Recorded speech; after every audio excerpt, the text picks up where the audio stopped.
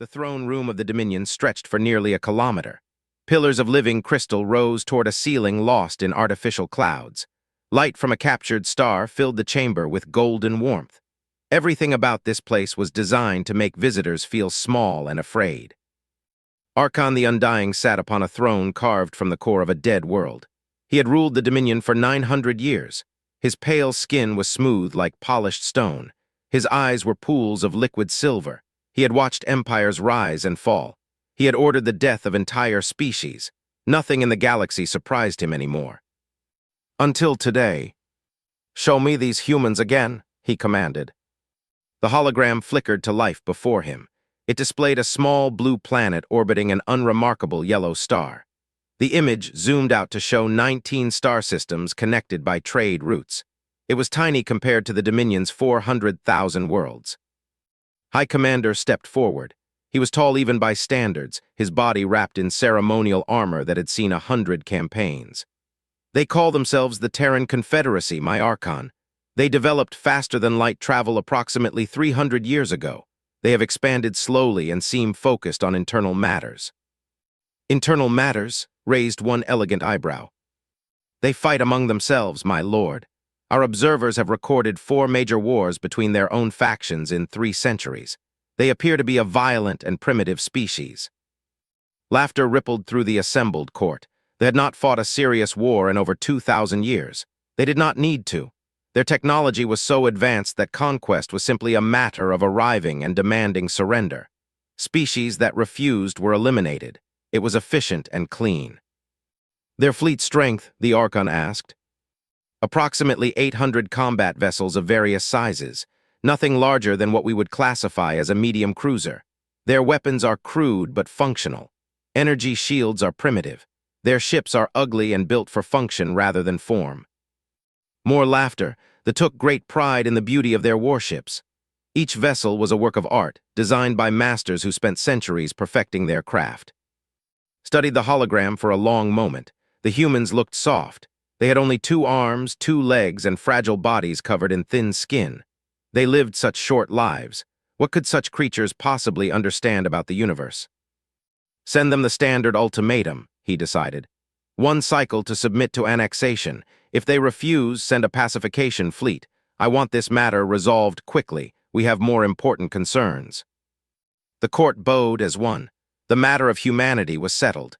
It would be a footnote in Dominion history, nothing more. 6,000 light-years away, Admiral stood on the bridge of the TCS Defiance. She was 57 years old, with gray streaks in her black hair and scars on her hands from 30 years of service.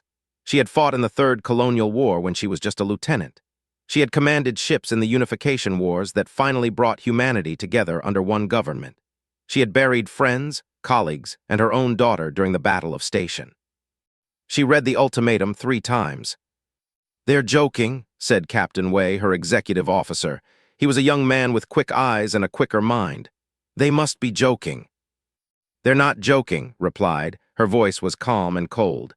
"They've done this to over 400 species. Submit or die. Most species chose to submit.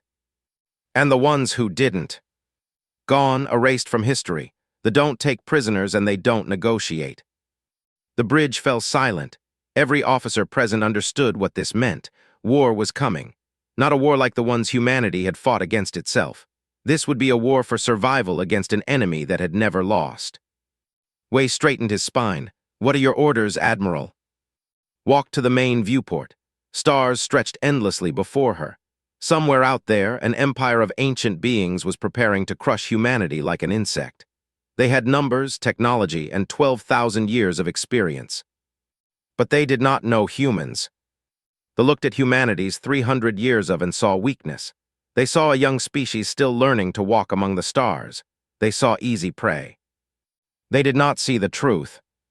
Humanity had not spent those 3 centuries in peaceful expansion. They had spent them fighting, always fighting. Against nature, against disease, against each other. War was woven into human DNA. It was their greatest shame and their greatest strength. The Terran Confederacy had been born from blood. The unification wars had killed billions, but from that horror had emerged something new. A united humanity that had learned from every mistake, every defeat, every hard-won victory. Their military was not large, but it was forged in fire. Every tactic had been tested in real combat. Every weapon had been designed to kill efficiently. Every soldier knew that survival meant being better, faster, and more ruthless than the enemy. They had not fought a real war in 2,000 years. They had forgotten what it meant to face an enemy that would never surrender. Admiral made her decision. Send a message to Earth Command. Authorization code Prometheus 77. Full military mobilization effective immediately. All reserve units activated. All civilian shipyards to begin conversion to military production. All leave cancelled. Wei's eyes widened. Protocol Prometheus, Admiral that hasn't been activated since the Unification Wars. Then it's long overdue, turned to face her crew. These men and women had trained their entire lives for a moment like this. She saw fear in their eyes, but she also saw something else. Determination, defiance, the stubborn human refusal to accept the impossible. They think we're weak because we're young, she said. They think we'll break because we're small. They're wrong. Our ancestors survived ice ages, plagues, and nuclear fire. We clawed our way up from caves to the stars. We did not come this far to kneel before some ancient empire that has forgotten what it means to fight. She looked at the ultimatum one final time, then deleted it. We have one cycle before they expect an answer. That gives us time to prepare. When their fleet arrives, they will find us waiting, and they will learn what humanity does to those who threaten our existence. The bridge crew saluted as one. Across 19 star systems, the Terran Confederacy began to wake. Factories that had built civilian goods now produced missiles and armor. Ships that had carried cargo were stripped down and refitted with weapons. Soldiers who had grown soft during peacetime remembered their training. The sleeping giant opened its eyes. And it was angry. High Commander stood on the bridge of his flagship, the Eternal Silence. 200 warships followed behind him in perfect formation. Their hulls gleamed like polished silver. Their weapons hummed with barely contained power. They were beautiful and deadly, the pride of an empire that had conquered half the galaxy. This mission was beneath him. Had led campaigns against species far more impressive than these humans. He had broken the crystalline hives of Sector 9. He had burned the forest worlds of the Verdant Collective. Those had been worthy opponents. These humans were nothing but primitives playing at civilization. The Archon had given him simple orders: destroy their border colonies, break their will to resist, accept their surrender, return home in time for the festival of 10,000 stars. It would be easy. Commander, we are approaching the human colony designated New Adelaide, his navigation officer reported. Their orbital defenses are active but minimal. I count 12 defense platforms and approximately 40 combat vessels. Almost laughed, 40 ships against 200. The humans were not even trying. Begin the attack. Standard pacification protocol. Destroy the defense platforms first, then eliminate their fleet. I want this finished within the hour. The fleet moved with practiced grace. Energy beams lanced out from the lead ships, striking the orbital platforms. Explosions bloomed in the darkness of space. The human defenders returned fire, but their weapons barely scratched the shields of the vessels. One by one, the platforms fell. The small human fleet retreated toward the planet, desperately trying to protect the civilian population below, watched with cold satisfaction. This was how it always ended. Primitive species could not stand against technology. Commander, his sensor officer said suddenly, I am detecting unusual readings from the asteroid field to our starboard side.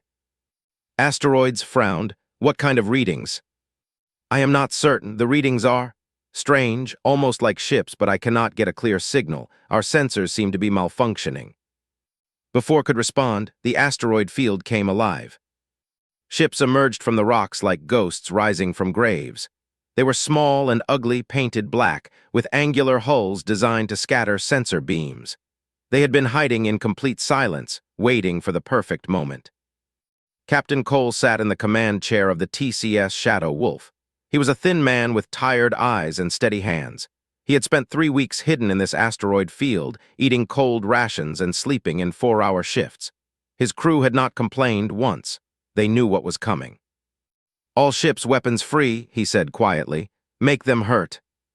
The 22nd Reconnaissance Squadron attacked. Missiles launched from hidden tubes, not the crude weapons they expected, but smart missiles designed by humanity's best engineers. Each one carried a warhead specifically built to penetrate shields. They had studied captured technology for months, looking for weaknesses. They had found them. The first wave of missiles struck the rear of the formation. Shields that had never been breached suddenly flickered and failed. Hulls that had seemed invincible cracked open like eggs.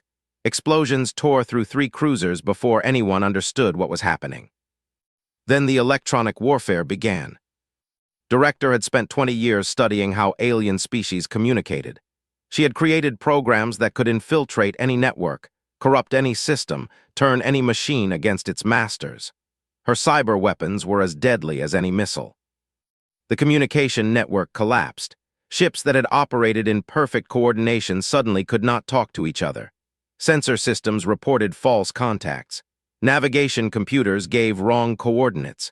Targeting systems locked onto friendly vessels. Chaos spread through the fleet like a disease. Screamed orders, but no one could hear him. His beautiful flagship was blind and deaf. He watched in horror as his ships began firing on each other, confused by false signals that told them enemies were everywhere. Captain Cole pressed his advantage. His squadron dove into the heart of the formation, moving too fast for the larger ships to track. Human pilots did things that should have been impossible, pushing their vessels beyond all safety limits. They had trained for this moment their entire lives. The Shadow Wolf slipped between 2 destroyers, launching missiles at point-blank range into their exposed engine sections. Both ships died instantly. Cole did not celebrate. He simply moved to the next target. In 9 minutes, the lost 43 ships finally managed to restore partial communications. His fleet was in disarray. Ships were scattered across the system, some damaged, some destroyed, many unable to fight effectively. The humans had lost only 6 vessels. This was impossible. This did not happen. They did not lose. All ships retreat, ordered. His voice was no longer confident. It was the voice of a man who had just seen his understanding of the universe shatter. Fall back to Dominion space immediately. The surviving ships fled. They did not retreat in good order like a proper military force. They ran like frightened animals, desperate to escape the nightmare they had stumbled into. Captain Cole watched them go. His face showed no emotion. Victory meant nothing if the war was not won. Shadow Wolf to all ships, do not pursue. Regroup at the rendezvous point. We've done what we needed to do. He looked at the burning remains of the vessels, 43 ships destroyed, hundreds of the enemy dead, and this was just the beginning. High Commander returned to the Dominion in disgrace. He stood before the Archon with his head bowed, waiting for judgment. The throne room that had seemed so magnificent now felt like a tomb. Explain, commanded. His silver eyes burned with cold fury. My lord, they were waiting for us. They knew our tactics. They had weapons designed specifically to counter our technology. Their pilots flew like nothing I have ever seen. They fight without hesitation, without mercy, without fear. Paused, searching for words to describe what he had witnessed. They fight as if they have done nothing else for their entire existence. The court was silent. No one laughed now. Rose from his throne. For the first time in centuries, he felt something unfamiliar stirring in his chest. Not fear exactly. The Archon did not fear, but something close to it. Concern, perhaps, or the distant memory of what concern had once felt like. How many ships do they have? Our intelligence suggested 800, my lord, but after what I saw, I believe they have been hiding their true strength. They may have many more. The Archon considered this. A species that hid its power. A species that planned ambushes with perfect precision. A species that had weapons designed to kill. These were not primitives. These were predators. Assemble a proper invasion fleet, ordered. 2,000 ships, include the I want humanity crushed completely. No more mistakes. No more underestimation. We will show these humans what happens to species that dare to challenge the Dominion. His commanders bowed and departed to carry out his orders. The Archon returned to his throne. He stared at the hologram of Earth, that small blue world that had suddenly become the most dangerous planet in the galaxy. He would destroy them. He would burn their worlds and salt their graves. He would make humanity an example that the galaxy would never forget. But deep in his ancient heart, a small voice whispered a question he did not want to hear. What if 2,000 ships are not enough? Protocol Prometheus changed everything. Across 19 star systems, humanity transformed. It was like watching a peaceful farmer pick up a sword and remember that he had once been a warrior. The change was fast and complete. On Mars, the great shipyards of Olympus Station worked around the clock. Workers who had built cargo freighters now built destroyers. Assembly lines that had produced mining equipment now produced missiles and armor plating. The station commander canceled all holidays and sleep became a luxury no one could afford. On Earth, old military bases that had been turned into museums reopened. Weapons that had been stored for generations were cleaned and tested. Veterans who had fought in the unification wars came out of retirement to train the next generation. They were old and tired, but their knowledge was priceless. On every colony world, civilians learned to fight. Farmers practiced shooting. Teachers studied battlefield medicine. Children were evacuated to underground shelters that had been built centuries ago, just in case humanity ever needed them again. Admiral watched the mobilization from her command center on Thermopylae Station. The station was humanity's greatest fortress, built into an asteroid the size of a small moon. It had been designed to be the last line of defense, the place where humanity would make its final stand if all else failed. She hoped it would not come to that. "Report," she commanded. Her aide, Lieutenant Sarah Park, stepped forward with a data tablet. "Current fleet strength is 1,400 combat vessels, Admiral. Another 300 will be ready within 2 weeks. Ammunition reserves are at 80% and climbing. Crew readiness is at 94%. Nodded, it was better than she had expected. Humanity had spent generations preparing for a war like this. They had hoped it would never come, but they had prepared anyway. That was the human way. Hope for the best, prepare for the worst. "What about intelligence?" Director appeared on the holographic display. She was a tall woman with dark skin and sharp eyes that seemed to see everything. She ran Terran Intelligence, the organization responsible for gathering information on potential threats.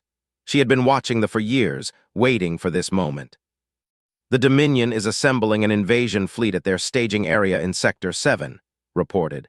Current count is approximately 2,000 warships, including 3 class dreadnoughts. A murmur went through the command center. Everyone knew about. They were the largest and most powerful ships ever built. Each one was 10 kilometers long and carried enough firepower to destroy a planet. They had only 12 of them in their entire fleet. Sending 3 against humanity was a statement. It meant they wanted total annihilation. "Can we beat them?" Lieutenant Park asked quietly. Did not answer immediately. She studied the tactical display, calculating distances and fleet strengths and 1,000 other variables. The math was not good. 2,000 enemy ships against 1,400 human ships, 3 against nothing even close to their power. But math did not win wars, people did. "They have not fought a real battle in 2,000 years, said finally. "They have forgotten what war truly means. They rely on technology and numbers because they have never faced an enemy that could challenge them. We will show them what they have forgotten." She turned to face her staff. These men and women were the best humanity had to offer. They had trained their entire lives for this moment. She saw fear in their eyes, but she also saw determination. They would not run. They would not surrender. They would fight until their last breath. "We will meet them at Acheron's gate," announced. "It is the only route to our core worlds. If they want Earth, they must come through Acheron, and we will be waiting." Captain Cole stepped forward. He had arrived at Thermopylae Station 2 days ago, fresh from his victory at New Adelaide. His crew was exhausted but proud. They had proven that they could be beaten. "Admiral, my squadron is ready for another mission. Give us a target, and we will make them bleed again." Smiled slightly. She liked Cole. He reminded her of herself when she was young, brave and reckless and absolutely certain that humanity could overcome any obstacle. "I have a different mission for you, Captain. I need you to lead the Lancer squadrons at Acheron. You will be the tip of the spear. Your job is to punch holes in their formation so our heavy ships can exploit the gaps." Cole understood what she was asking. The Lancers were small, fast frigates designed for one purpose, to get close to enemy ships and hit them hard. It was incredibly dangerous work. Most Lancer pilots did not survive their first real battle. "My squadron will be honored, Admiral," Cole said without hesitation. Looked around the room one final time. She saw engineers and pilots and soldiers, all united by a single purpose. They were the children of Earth. the heirs of a species that had survived extinction more times than anyone could count. They carried the hopes of 19 billion people on their shoulders. "They believe this war is already won," she said. "They believe we will break when we see their fleet. They believe we will surrender when they show us there. They are wrong." She activated the main display.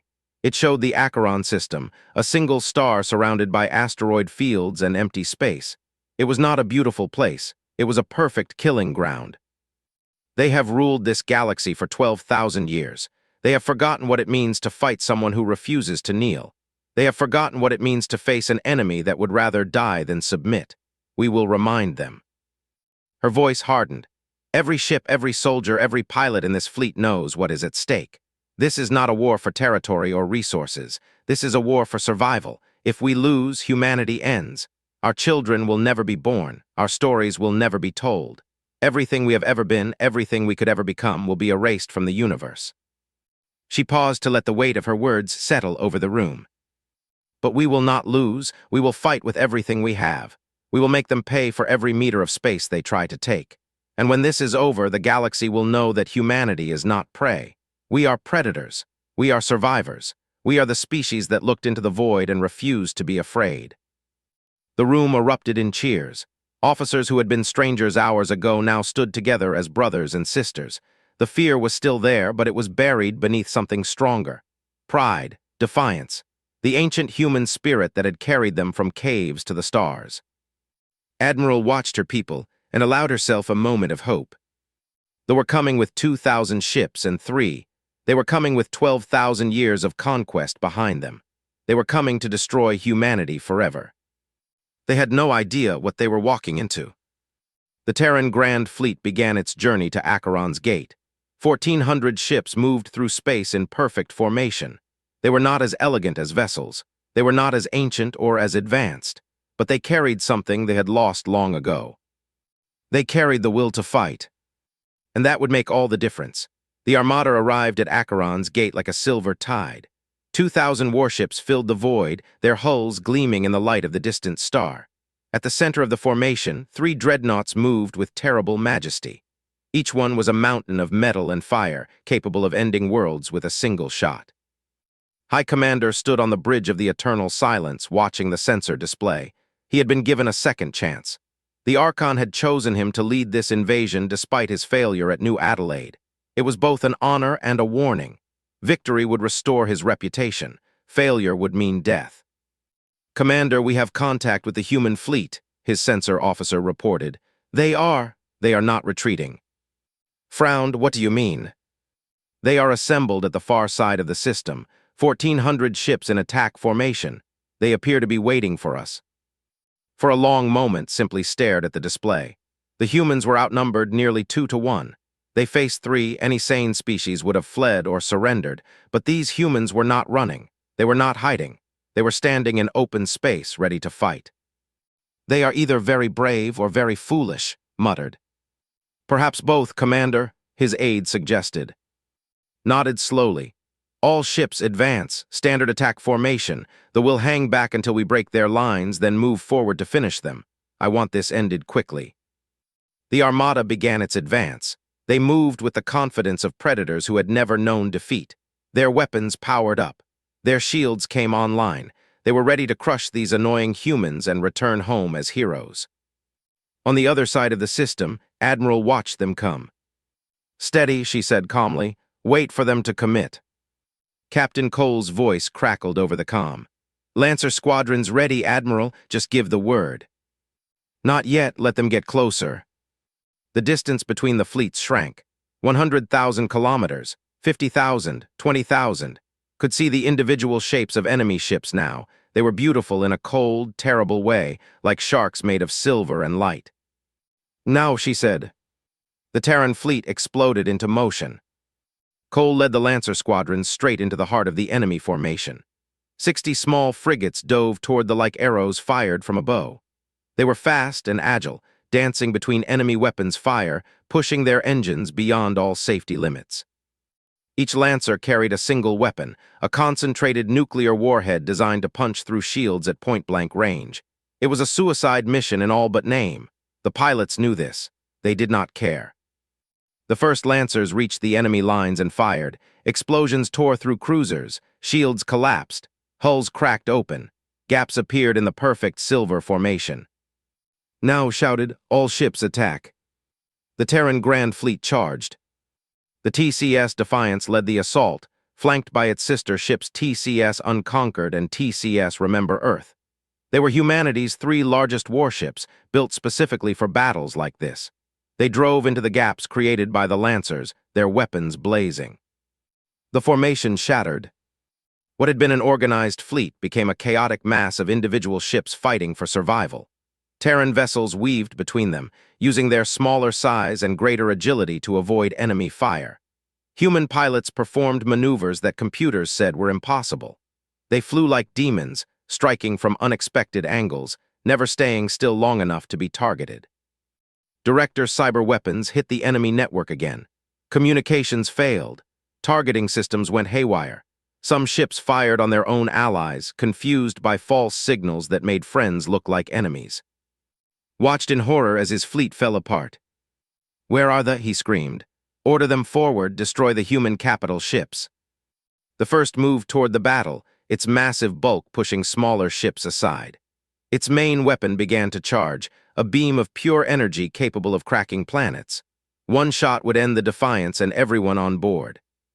But Admiral had planned for this. "You are clear to engage," she ordered. The carrier group known as they had been hiding behind an asteroid field, waiting for exactly this moment. They launched 400 strike craft, small fighters armed with specialized missiles. The swarm descended on them like angry wasps. The dreadnought's shields were designed to stop capital ship weapons. They were not designed for this. The fighters slipped inside the shield envelope and began their attack run at point-blank range. Missiles struck the hull in 100 places at once. Secondary explosions ripped through the ship's interior. The first died in a blinding flash of light. "Impossible," whispered. The second tried to support its sister ship, but the TCS Remember Earth was already moving to intercept. Captain James Wright, a veteran of the Unification Wars, had received his orders from Admiral before the battle began. He knew what he had to do. "All hands brace for impact," he announced over the ship's speakers. "It has been an honor serving with you." The Remember Earth accelerated to maximum speed and aimed directly at the enemy weapons. Fire tore into its hull, but the ship kept coming. Nothing could stop it now. The collision was spectacular. The Remember Earth struck the amidships at full velocity. Both ships died together, consumed by nuclear fire and twisted metal. 3,000 humans gave their lives to take one enemy dreadnought off the board. The third turned to flee. "No witnesses," Admiral said coldly. "All ships pursue." What followed was not a battle, it was a hunt. The Terran fleet chased the survivors across the system. Human ships were faster and more aggressive. They caught the fleeing enemy vessels one by one and destroyed them without mercy. The third made it halfway to the system's edge before the combined fire of 12 Terran cruisers finally cracked its shields and killed it. By the time the battle ended, 2,000 ships had been reduced to 17. Was among the survivors. His flagship had lost power early in the battle, drifting dead in space while the chaos raged around him. Human ships had passed him by, too focused on active threats to waste time on a crippled vessel. He stared at the sensor display, watching the last moments of his fleet's destruction. Everything he had believed about the universe was wrong. They were not invincible. Technology did not guarantee victory. Numbers meant nothing against an enemy that fought like this. Admiral's voice appeared on all frequencies. It was tired but triumphant. "This is Admiral to all surviving vessels. You may withdraw. Tell your masters what happened here today. Tell them what it costs to threaten humanity, and tell them this is only the beginning." Ordered his damaged ship to limp toward home. He had survived, but he almost wished he hadn't. He would have to tell the Archon what had happened. He would have to explain how 2,000 ships and 3 had been destroyed by a species the Dominion had dismissed as primitives. The humans had not just won the battle. They had destroyed everything they believed about themselves. And knew, deep in his heart, that the war was already lost. The throne room of the Dominion had never been so quiet. Archon the Undying sat upon his throne, staring at the 17 survivors who knelt before him. They were all that remained of the greatest fleet ever assembled against a single enemy. 2,000 ships. 3. The pride of an empire that had ruled the galaxy for 12,000 years. Gone, all of it gone. High Commander kept his head bowed. He could feel the Archon's gaze burning into him like cold fire. He expected death. He deserved death. He had led the Dominion to its greatest defeat in recorded history. "Tell me everything," commanded. His voice was soft, which made it even more terrifying. Spoke without looking up. "They were waiting for us, my lord. They knew we were coming. They knew our tactics, our formations, our weaknesses. They had weapons designed specifically to counter our technology." "Continue." "They did not fight like any species we have encountered. They were not afraid of our numbers or our. They attacked without hesitation. Their pilots flew like nothing I have ever seen. They performed maneuvers that should have been impossible. They sacrificed ships and lives without a moment's doubt if it meant killing one of ours." Finally raised his head. His silver eyes were haunted by what he had witnessed. "One of their capital ships rammed our second at full speed, my lord. They killed themselves to kill us. What kind of species does that?" The court murmured in disbelief. Such a tactic was unthinkable to the... Their lives were too precious, too long, too valuable to waste in such a manner. I would never sacrifice himself when retreat was possible. But humans did not think like the... Rose from his throne and walked slowly down the steps. His footsteps echoed in the vast chamber. Every eye followed him, waiting to see what the Archon would do. "In 12,000 years," said quietly, "no species has defeated our fleet in open battle. In 12,000 years, no species has destroyed even one. These humans destroyed 3. He stopped in front of, "You told me they were primitives. You told me they were weak." "I was wrong, my lord."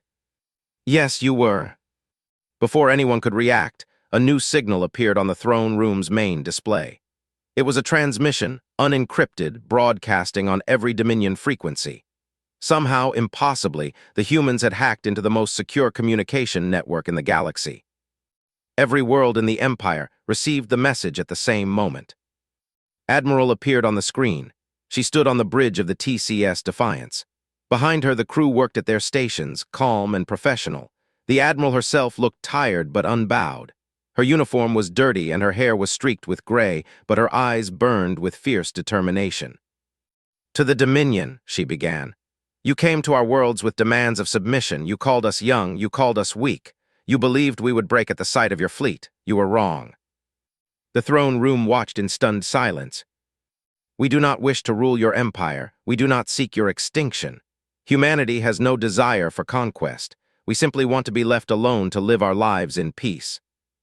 His expression hardened. "But understand this, for every world of ours you threaten, we will take 10 of yours. For every human life lost, 1,000 of your soldiers will fall. We have fought wars against ourselves that lasted generations. We have survived horrors that would break lesser species. We did not come this far to kneel before you or anyone else." She stepped closer to the camera, her voice dropping to something almost gentle. "You gave us an ultimatum. Here is ours. Leave humanity alone or learn why every species in the galaxy should fear the day they make enemies of Earth." The Admiral paused, letting her words sink in. "This is your only warning. We will not give another." The transmission ended. Stood motionless for a long moment. His court waited in terrified silence, afraid to speak, afraid to move, afraid to breathe. The Archon who had ruled for 900 years, who had ordered the death of entire species without a second thought, suddenly looked very old. "Summon my advisors," he finally said. "We must discuss our options." "My lord," one of his generals ventured, "we still have thousands of ships. We could assemble another fleet, a larger one. We could." "Could what?" interrupted. "Send 10,000 ships, 20,000. How many are we willing to lose? How many more will they destroy?" He shook his head slowly. "These humans are different. They do not think like us. They do not fear death like us. Every defeat will only make them angrier, more determined, more dangerous." He returned to his throne and sat down heavily.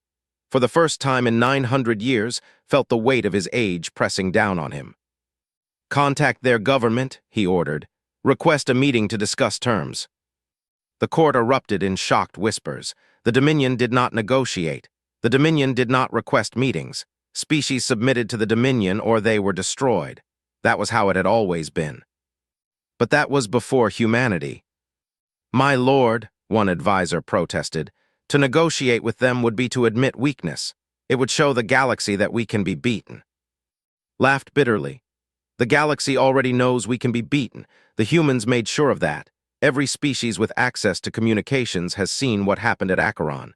The only question now is whether we are wise enough to survive our own arrogance." He waved his hand dismissively.